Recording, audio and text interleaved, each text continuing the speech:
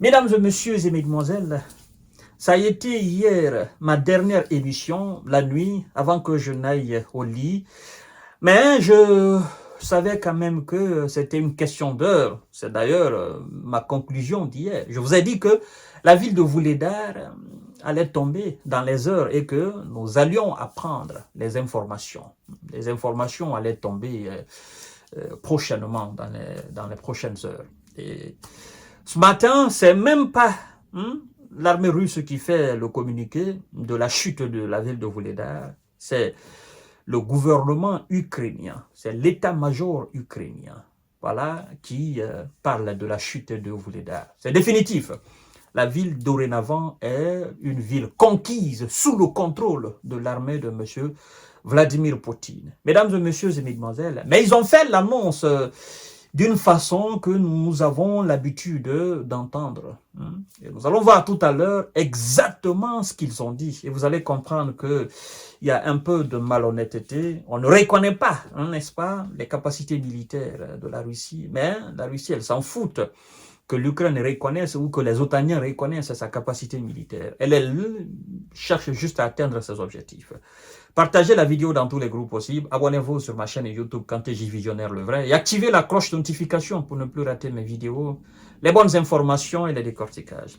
L'armée ukrainienne dit se retirer de la ville de Wuhledar dans l'est du pays. Dit se retirer. Mesdames et messieurs, écoutez bien. Les forces ukrainiennes se retirent de la ville de Wuhledar dans l'oblast de Donetsk après plus de 2 ans de combat. A fait savoir mercredi Anton Gerashkton, conseiller du ministre de l'Intérieur ukrainien. Alors, on dit ceci. Le haut commandement a donné son autorisation à la manœuvre de retraite de Wuhledar pour permettre de sauver les hommes et l'équipement militaire et de prendre de nouvelles positions pour la suite des opérations. A précisé sur Telegram, le groupement de forces Kortissia en charge de l'opération dans la zone. Alors, ils ont été chassés. Les combats étaient intenses. Ils ont essayé de résister, mais ils n'ont pas pu. Ils ont été dominés. La ville a été pilonnée par les Russes. Et le reste des hommes qui étaient là et des équipements, ils ont jugé nécessaire de laisser la ville, de sauver le reste de ces hommes et le reste des équipements. Parce que c'était déjà une peine perdue d'avance. C'est ce qui est la vérité. Quand on dit, on cède la ville, pourquoi vous cédez la ville?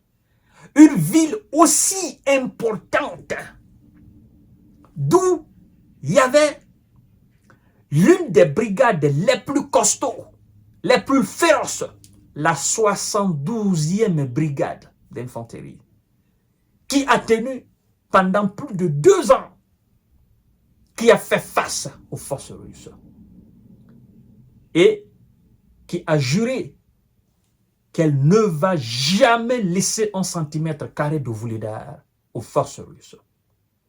Pourquoi maintenant vous décidez de vous retirer là? Mais tout simplement parce que vous êtes arrivé à la limite de votre force. En fait, ceux qui sont en face de vous ne vous laissent aucune chance. Quand ils ont lancé, encore lancé, et encore lancé des opérations, lancé des manœuvres militaires, vous avez compris que vous ne pouvez pas les résister. Ce n'est pas parce que vous n'avez pas essayé de résister. Vous avez résisté. Mais toute résistance a une limite. Toute manœuvre militaire ont des limites, mesdames et messieurs. Les gars ont montré leurs limites. Des gars sont tombés. Ils ont perdu la bataille de Wuhledar. Et on dit, on se retire pour aller prendre d'autres positions. ils oublient que les positions qu'ils vont dorénavant prendre là, en fait, les mêmes qui les ont chassés dans la ville de Wuhledar, les mêmes iront vers ces positions.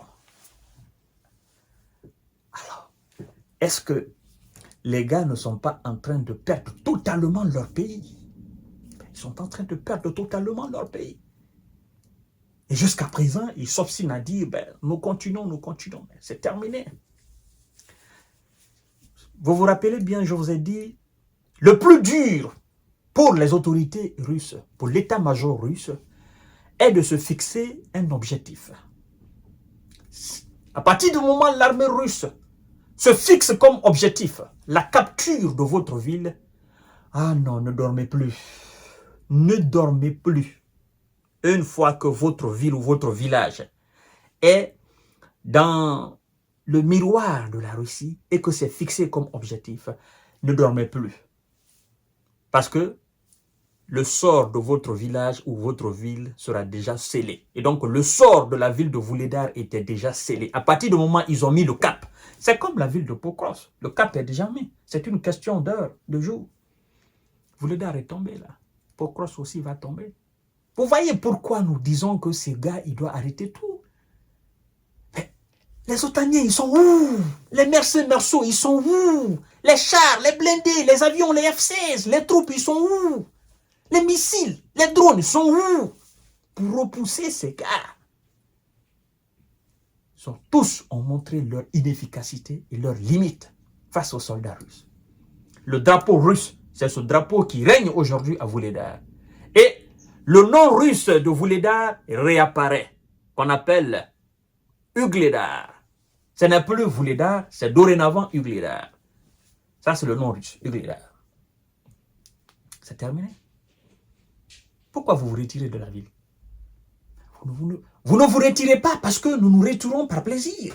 Vous vous retirez parce que vous êtes dans l'incapacité d'arrêter cette force inarrêtable, cette puissance inarrêtable. Ce qui peut arrêter cette puissance, en fait, c'est le contenu de la tête. La négociation, la diplomatie, c'est ce qui peut arrêter cette puissance militaire. Ce n'est pas les armes, ce n'est pas les kalash, encore moins les missiles ou les bombes guidées, non. Ce qui peut arrêter la force russe, la puissance russe sur le terrain, mesdames et messieurs, je ne me trompe pas, c'est la parole donnée, c'est le respect des engagements, c'est la diplomatie, c'est le tour de la table qui va arrêter la Russie. Sans quoi, il n'y a pas de rapport de force sur le terrain. Fin de citation. Wuhledar est tombé. C'est sous le contrôle russe. C'est terminé. Je vous reviens tout à l'heure pour notre série d'informations de décortiquage. Merci beaucoup et partagez la vidéo dans tous les groupes possibles.